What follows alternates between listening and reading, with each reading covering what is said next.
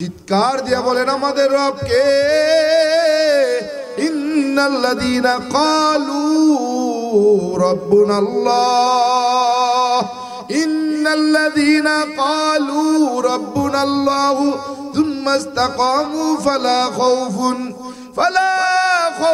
আলাইহিম ওয়ালা হুম ইয়াহজানুন।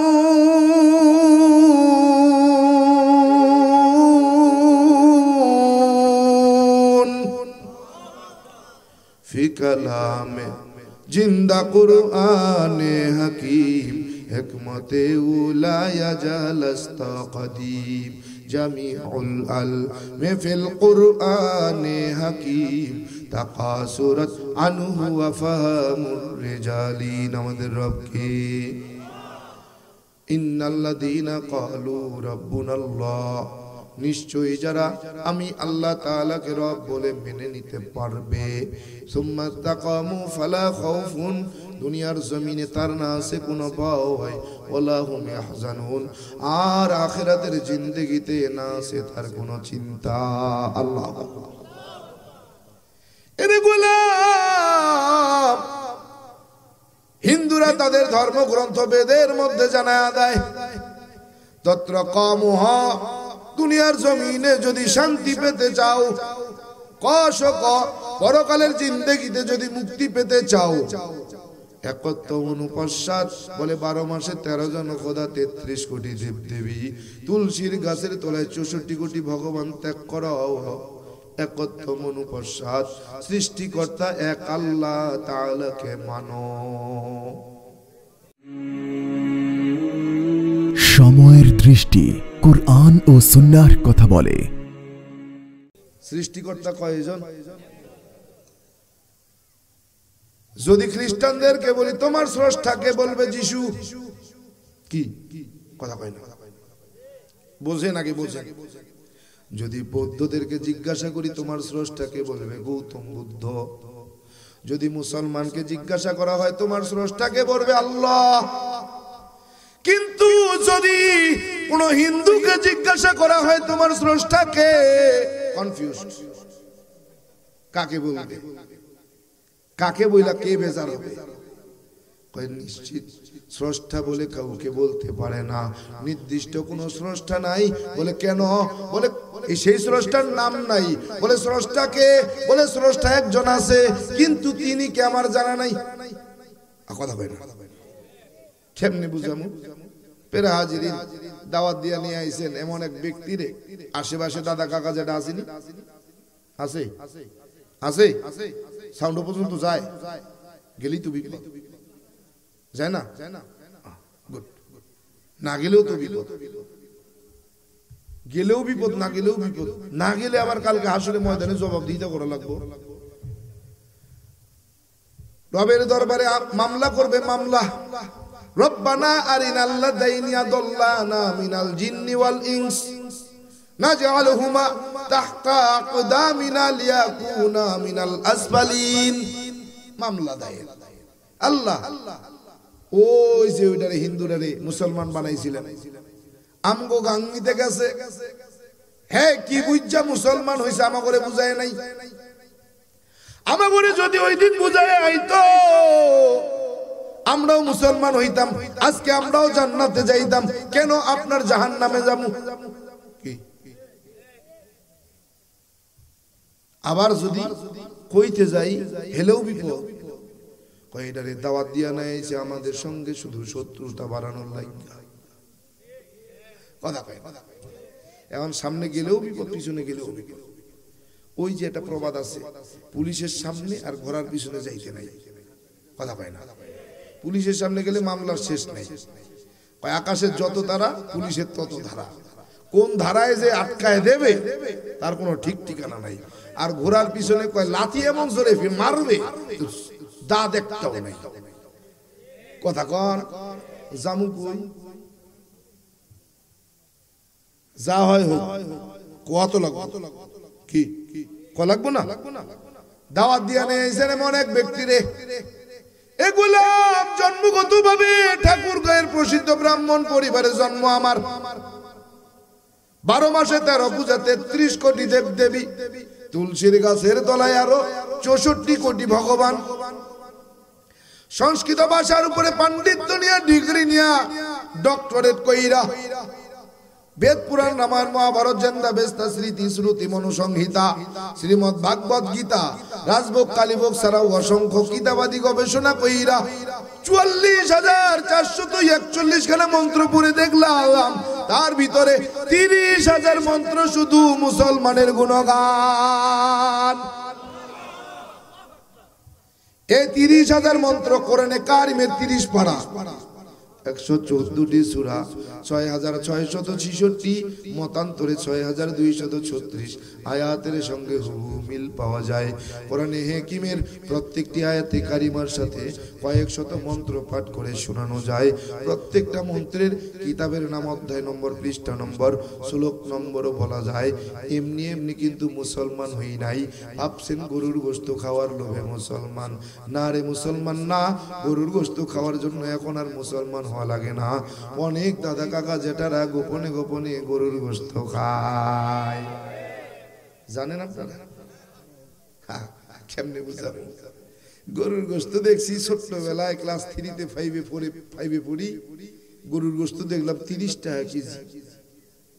কতদিন আগের কথাই তো, 95 সালের কথা বলতেছি। মোটে 30 টাকা কেজি। এখন গরুর গোশত কত বাড়ছে? কে গরু কমছে? নেই, গরু তো ঠিকই আছে, দাম বাড়ছে কারে? খাওয়ার লোক বাইরে গেছে। খায় কারা? খালি মুসলমান। কসাই সকালবেলা গরু জবাই দিছে, দাদায় বাজারে গেছে, ব্যাগটা রাখ, পরে লমু। ব্যাগটা দিয়ে গেছে কসাই, দেখো এই রাখকে গেলাম, পরে লমু। কি লইব বোঝেন না? খালি খালি গরুর গোশতের দাম বাড়ছে। এখন আর মুসলমান খালি খায় না, অমুসলিমরাও গোপনে গোপনে খায়। এই যে গরুর গোশতের স্বাদ, এই যদি কেউ একবার খায় তাহলে ছাপতে পারে যে মজার মজা। এটা কবজি ডুবাইয়া খায়। কথা ক বিশ্বাস হয় না, বাস্তব করছি। লালমনিরহাটের এক মাহফিল, স্টেজ থেকে নামার পরে খাইতে দিছে। আমার টেবিলে একজন ব্যক্তি কয়, হুজুর দাদারে আপনার টেবিলে দিলাম, প্রাইমারি স্কুলের শিক্ষক, দেখা শুনে একটু খাওয়াই। আমার দুর্বড়া করছে কি? আমি খামো একটু গরুর গোশত, এই গরুর গোশত খাওয়া দি বন্ধ হয়ে গেল। কয় আমি গরুর গোশত খেলি, দাদা এবার কষ্ট পাইব না? না, কষ্ট পাইতো না, আপনি যা খাবেন হেরেও তাই দিয়েন। উমা আমি খাইব নি? খাইব না, দৌড়াইব। হায় হায়, উমা বাড়ির থেকে এক টুকরা যদি আমি ফেলে দেই, হ্যাঁ 4 টুকরা খায়। আমাকে এই তো গরুর গোশতের দাম তো এই জন্যই বাড়ছে রে, বুঝালাইছি। কি বোঝেন না? ফের হাজিরিন, এমনি এমনি কিন্তু মুসলমান হই নাই। যদি সুযোগ হয় একটু বলবো ইনশাআল্লাহ। এরে গোলাম, আল্লাহ তাআলা জানায়া দেয়, আলিফ লাম মিম যালিকাল কিতাবু লা রাইবা ফীহি হুদাল লিল মুত্তাকিন। আল্লাহ তাআলা জানায় আলিফ লাম মিম, এই হরফের কোনো অর্থ হয় না, কেবলমাত্র একমাত্র শুধুমাত্র জানেন আমার আল্লাহ। কে জানেন? কেন বলে এই হরফের অর্থ হয় না? এই হরফ হলো সাংকেতিক একটা কোড। এই কোরআনের গুরুত্ব বুঝাবার জন্য, কোরআনের দাম বাড়াবার জন্য, দামি জিনিসের দাম বোঝানোর জন্য ওই লেখক, ওই কিতাবের লেখক নির্দিষ্ট কোড ব্যবহার করছেন। বিভিন্ন সূরার শুরুতে এক একটা কোড লাগায়া দিয়েছেন। সূরার শুরুতেই জানাইয়া দিয়েছেন আলিফ লাম মিম, আলিফ লাম মিম র, ইয়াসিন তাহা হামিম কাফ নুন। এই রকম কিছু সাংকেতিক শব্দ আল্লাহ তাআলা কোরআনের দাম বাড়ানোর জন্য লাগায়া দিয়েছেন। বলে কেন?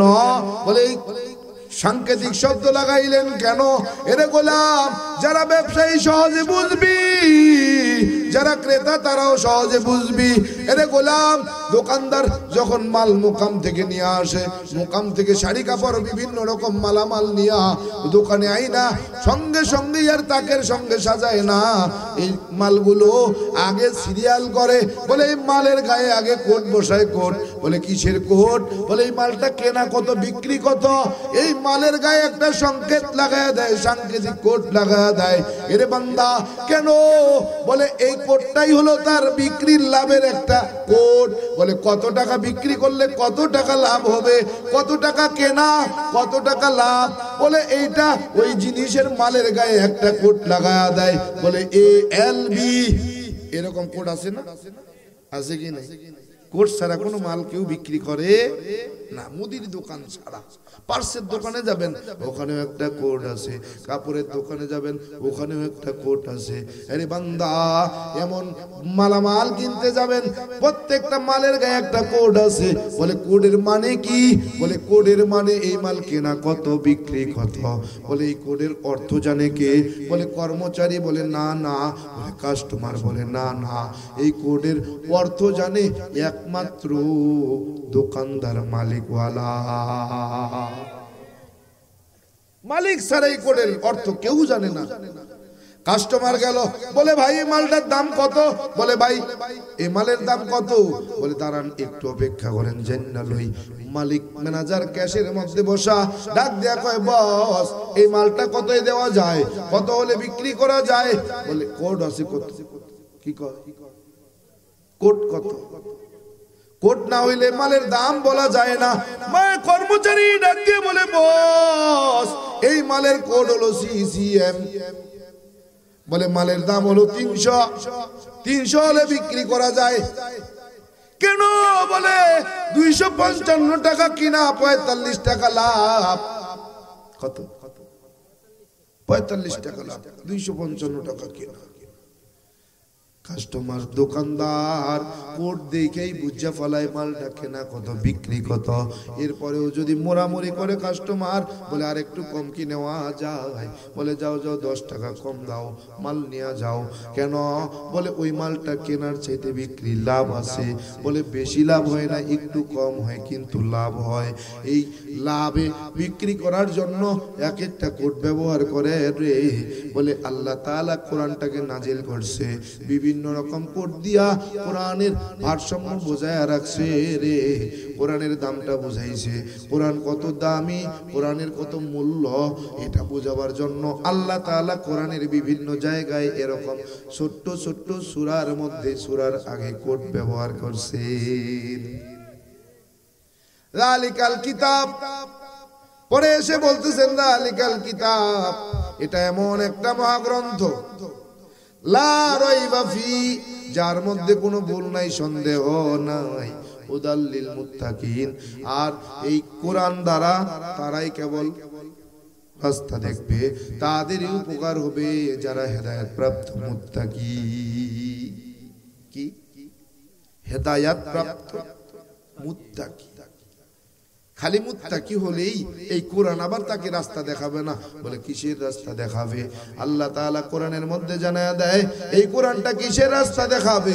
বলে ফারিকুন ফিল জান্নাতি ওয়া ফারিকুন ফিস সাঈর। বলে কোরআন তোমাকে একটা জান্নাতের পথ দেখাবে আর একটা জাহান্নামের পথ দেখাবে। জান্নাতের পথ দেইগা, যেই পথে চললে, যেই কাজ করলে, যেইভাবে বললে তুমি জান্নাতে যাইবা, এই একটা পথ দেখাবে। কোন পথে চললে, কোন কাজ করলে জাহান্নামে যাইবা, তার একটা পথ দেখাবে। কি কথা কয় না? বুঝাতে পারি নাই বোধহয়। এরা হাজিরিন, একটু মনোযোগ দিয়া দিলের কান লাগায়া শুনেন।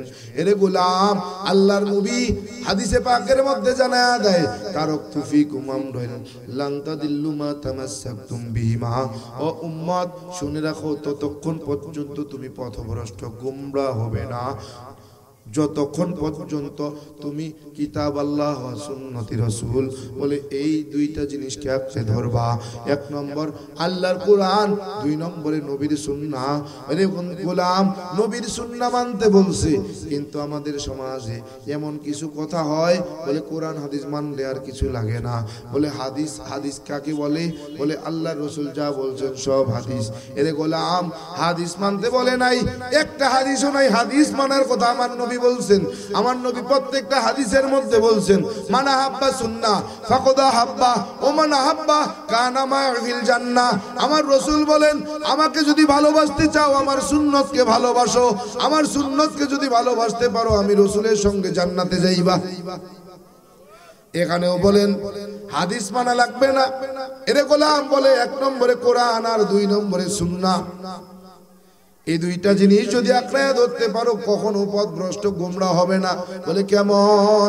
বলে গোলাম ভালো করে খেয়াল করে শুনে রাখো, সমস্ত হাদিস কিন্তু সুন্নত না রে, কিন্তু সমস্ত সুন্নতি হাদিস। কথা কোন আগে বুঝেন, সমস্ত হাদিস সুন্নত না, কিন্তু সমস্ত সুন্নতি হাদিস। ভালো করে বুঝেন, সমস্ত হাদিস সুন্নত না, কিন্তু সমস্ত সুন্নত হাদিস। এজন্য আমার রাসূল বলেন হাদিস না, কোরআন এবং সুন্নাহকে আঁকড়ে ধরো, কখনো পথভ্রষ্ট গোমরাহ হবে না।